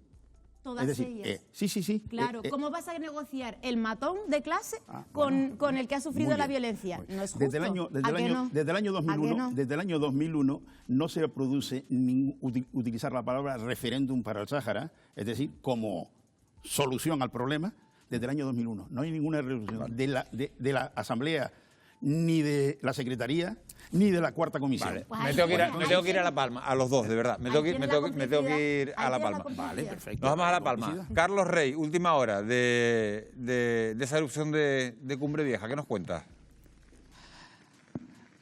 Miguel Ángel, la última hora es que justamente está empezando a llover bastante ahora mismo, se ha metido también un poquito de viento y estamos viendo a unos 3 kilómetros el volcán aquí de fondo. No se aprecia muy bien ese penacho por los gases, un penacho, una columna de piroclastos que alcanza una altura de 3.200 metros según datos del PVolcán registrado esta mañana a las 8:40. También vemos esa colada de lava como discurre sobre coladas antiguas, sobre terreno destruido y que además está rellenando huecos o vaguadas, lo que provoca pues que tenga una mayor altura. Por cierto, una colada sobre la que hay también unos tubos volcánicos que están probablemente rellenando esa fajana porque se observan pues unos penachos de vapor de agua blanquecinos en esa fajana. La colada en movimiento, por cierto, se acerca hacia el camino de Aniceto.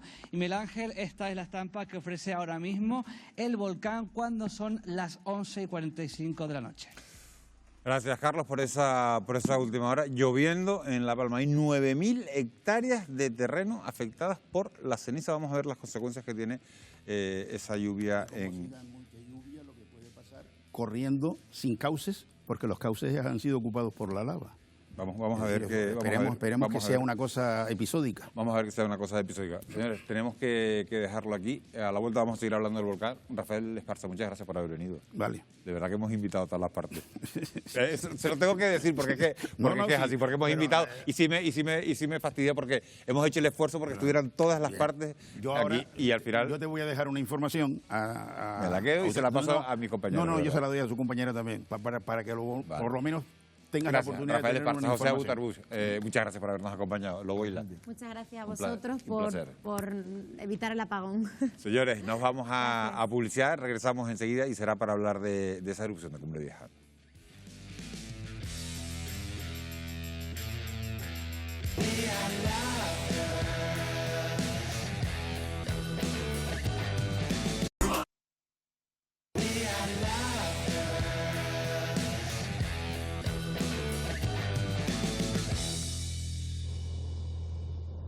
...23:48 de la noche de este 4 de noviembre... ...y ha empezado a llover en el Valle de Aridane. Es la noticia hasta ahora de la noche... ...en un día en el que ha vuelto a subir el tremor... ...que había descendido en los últimos días... ...se vuelve a emitir más dióxido de azufre a la atmósfera... ...con lo cual el volcán no está tan tranquilo como aparentemente parecía... ...y la noticia, como digo, a esta hora de la noche... ...es que ha empezado a llover en el Valle de Aridane. Hay 9.000 hectáreas de terreno afectadas por la ceniza y eso, vamos a ver qué consecuencias puede tener esa lluvia. Dependerá mucho de la intensidad, de la cantidad de litros que caigan, pero sí me gustaría preguntarle, Carmen Romero, ¿qué consecuencias puede tener esa lluvia? Porque hasta ahora había habido un chipi la semana pasada, había llovido más en la comarca este de la isla, en Las Breñas, en Santa Cruz de la Palma, pero no en el Valle de Aridane. Bueno, la mezcla de la ceniza con el agua tiene una consecuencia fundamental y es que la ceniza absorbe bastante cantidad de agua y que aumenta el peso. Yo os voy a contar lo que he hecho yo con mis alumnos y es que he cogido 10 gramos de ceniza, la hemos pesado, le hemos añadido agua y esos 10 gramos se convirtieron en 18 gramos. Es decir, por cada kilo de ceniza seca, ese kilo pesa 1,8 kilos cuando está mojada. Y va a depender también del tamaño y de la potencia que tenga el depósito. En principio, para las cantidades de ceniza que se han depositado en la zona de Las Manchas y Gedei, que es donde hay mayor acumulación de ceniza, bueno, son tan potentes que primero la ceniza se tiene que mojar y empapar, ¿no? Y depende de la cantidad de lluvia que caiga, que eso también es fundamental. Cuando la cantidad de lluvia que caiga sea importante, puede que se produzca una removilización de las cenizas como consecuencia. ¿Se pueden seguir limpiando los tejados con esa ceniza mojada? Es más difícil porque el suelo sí, el suelo es un engrudo, pero que con rastrillos y con palas y tal. Pero ¿y los tejados? En los tejados, por ejemplo, va a ser más difícil quitar la ceniza mojada porque prácticamente se convierte casi en un material muy denso y duro. Para la erupción de San Juan, por ejemplo, después de la erupción de San Juan, la ceniza es verdad que era de tamaño inferior a la que se está acumulando hoy en día. Para la erupción de San Juan, después de la erupción, hubo que, en la zona de Platanera, picar con pico todas las cenizas porque se convirtieron como si fueran una capa de cemento, ¿vale? Y entonces, bueno, pues va a depender mucho de la cantidad de agua que caiga y cómo esté de concentrada horariamente esa Víctor, lluvia. el gobierno de Canarias ha anunciado ya que parte de ese suelo se va a destinar a uso agrícola, pero la pregunta es, ¿cuándo volverá a ser fértil ese suelo y qué uso se le va a poder dar dependiendo de cada zona? Bueno, ¿cuándo va a ser fértil? Evidentemente estamos hablando de mayoritariamente en países y depósitos de ceniza y la pili, por lo tanto eso desde el punto de vista edafológico son miles de años para conformar un nuevo suelo fértil. Entonces eso, digamos, de forma natural va a costar mucho. Lo que pasa es que en Canarias, y si por algo se caracteriza es precisamente al ser unas islas volcánicas, los campesinos canarios han ideado sistemas agrarios tradicionales en los que esos materiales recientes han sido posible utilizarlos. Y esa es, yo creo, una de las grandes aportaciones que ha hecho a la agronomía mundial el archipiélago, porque hay unos sistemas variados desde cultivar en arena, prácticamente, o cultivar en la pili, en zanjas, en malpaíses, y en el caso de La Palma se une el hecho de que sobre esos malpaíses también se puede cultivar, pero hay que llevar la tierra, que nosotros denominamos como suelos de prestación. Y esa manera ha sido la forma en que una parte de lo que ha sido ahora mismo... ¿Y con esa fórmula, Víctor, cuánto tiempo? Con esa fórmula se puede empezar cuando ya las condiciones totales de la erupción hayan quedado, se haya terminado la erupción. Cuando haya cesado la erupción y habrá que esperar a que se enfríe la... ¿Cuánto tarda en enfriarse? ¿Cuánto tiempo habrá que pasar? Pues depende, eso depende también del espesor. 6 meses, un año. Depende... El problema es que tenemos espesores muy importantes. Hablamos en algunos sitios de 30 a 40 metros, se está hablando ya, y se puede mantener en caliente durante mucho tiempo. El problema también es la desgasificación. Los gases son muy importantes, son perjudiciales, y pasar por encima de esas coladas, aunque ya se pueda pasar, debajo todavía se están enfriando y pueden desgasificar durante bastante tiempo, ¿no? Eso habrá que evaluarlo en el momento. Se puede hablar de meses. No se puede decir un tiempo de en 6 meses, un año se enfría la lava y se desgasifica, sino que hay que ver también en función de si tiene 10 metros de espesor o si tiene 30 metros. Exacto, ese es el problema, ¿no? Ese es el tema que hay que mirar y cuánto va a tardar en desgasificar, cosa que se ha estudiado, por ejemplo, la erupción del Tagoro, que todavía está desgasificando después de 10 años, pero dependerá, como decimos, pues de la cantidad de material que hay debajo. Claro, y otra pregunta que nos hacemos todos, ¿cuándo va a ser factible construir carreteras en esa zona que ha sido afectada por la lava? Porque las comunicaciones han quedado completamente dañadas, afectadas y es complicado moverse por ese valle ahora mismo. Para la erupción del San Juan, las carreteras se abrieron prácticamente al mes y medio, pero se trataba de un tipo de lavas completamente diferente, con una morfología totalmente distinta, tanto en superficie como en lo que es la configuración del espacio ocupado por la lava, y era bastante más sencillo. De hecho, las conexiones con toda la red de carreteras y caminos que había previos a la erupción se hicieron en los meses siguientes después de la erupción. O sea que lo que pasa es que aquí hemos cambiado a otro tipo de morfología superficial, de potencias de colada, que seguramente pues va a impedir que la conexión de las nuevas infraestructuras se tarde más tiempo. Sí, hay además infraestructuras de carreteras que son vitales para la isla, es decir, ahora mismo está incomunicado la isla en la parte este para poder ir a las zonas que tradicionalmente en 10 minutos podían estar los agricultores o podías estar en tu vivienda, ahora mismo están cortadas, como es la carretera de circunvalación de La Palma. Entonces, esos son elementos vitales que ahí, desde luego, va a tener que ser posible actuar lo más rápidamente posible, ¿no?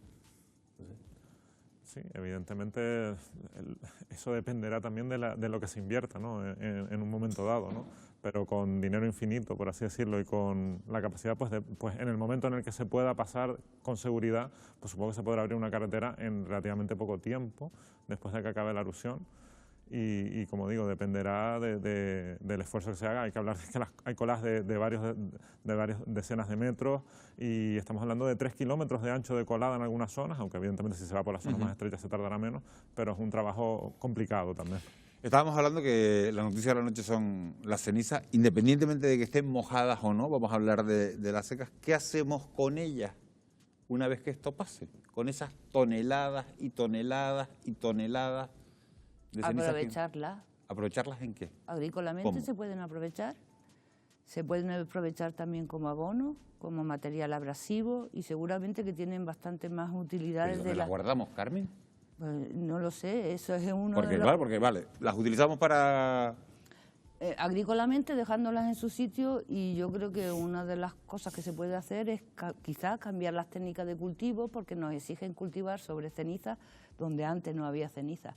Pero eso se ha hecho ya también en Canarias, se ha hecho en la isla de La Palma con anterioridad. Durante la erupción de San Antonio se ocupó una parte muy importante de ceniza y cambiaron las técnicas de cultivo, igual que cambiaron después también durante la erupción de Timanfaya en Lanzarote. O sea, muchas veces no es qué hacemos con tantas cenizas, las llevamos, las sacamos. Víctor Martín, ¿tienes la misma opinión que Carmen? Que se puede utilizar para uso agrícola, pero claro, ¿dónde las guardamos? ¿Qué hacemos? Yo estuve antes de la erupción, en el verano, en La Palma, estuve visitando esa zona, y curiosamente, estaba visitando esa zona porque haciendo trabajo de campo, y ya en esas áreas que eran de malpaíses, un poquito más evolucionados, evidentemente, de más longevos de tiempo, ¿no? Ya los campesinos cultivaban sobre los malpaíses y cultivaban sobre la ceniza también. Ya, o sea, las viñas, por ejemplo, es un cultivo que se adapta bastante bien a las mismas. Árboles frutales también. O sea, que la utilizarías para... Y luego también está el tema de la construcción, es decir, también podían servir para el tema de la construcción, que es importante para reconstruir parte de... Estamos a punto de despedir el programa. Sí, me gustaría preguntarles, con el delta lábico que se ha formado, con esa isla baja que se ha formado, ¿se debería destinar a uso agrícola o debería ser terreno protegido? Carmen. Yo es que creo que antes de cualquier acción que se vaya a emprender en la zona ocupada por los distintos materiales de la colada, habría que hacer un análisis muy preciso de cuáles son los valores patrimoniales que tiene esa zona. Y en función de esos valores patrimoniales, porque sí que es verdad que podemos establecer cuáles son las características geológicas, si son únicas en el archipiélago canario o qué valor patrimonial tienen desde el punto de vista geológico, pues en función de eso, bueno, pues se podría establecer aquellas áreas que son más aptas para ponerlas otra vez en cultivo, aquellas zonas que tienen hacer valores... un análisis pormenorizado y detallado. Y en función de eso decir también qué tipo de uso vamos a dar a cada zona. Carmen Romero, geógrafa, muchísimas gracias por habernos acompañado esta noche, en una noche tan intensa. Víctor Martín, geógrafo, también muchísimas gracias por haber estado con nosotros. Y Taisio Domínguez, sismólogo del IGN, gracias por haber compartido sus conocimientos una noche más aquí en Fuera de Plano. A ustedes darles las gracias por habernos acompañado un jueves más, y bueno, ha sido una noche intensa en la que hemos hablado hemos tenido la vista puesta en ese volcán de Cumbre Vieja, también en el conflicto del Sáhara Occidental. La noticia a esta hora de la noche, ya la saben, 23:58, ha empezado a llover en toda esa comarca del Valle de Aridane. Vamos a ver las consecuencias que esto tiene en esas 9.000 hectáreas de terreno que están afectadas ahora mismo por la ceniza. Gracias por su compañía, que tengan ustedes un muy feliz descanso. Buenas noches.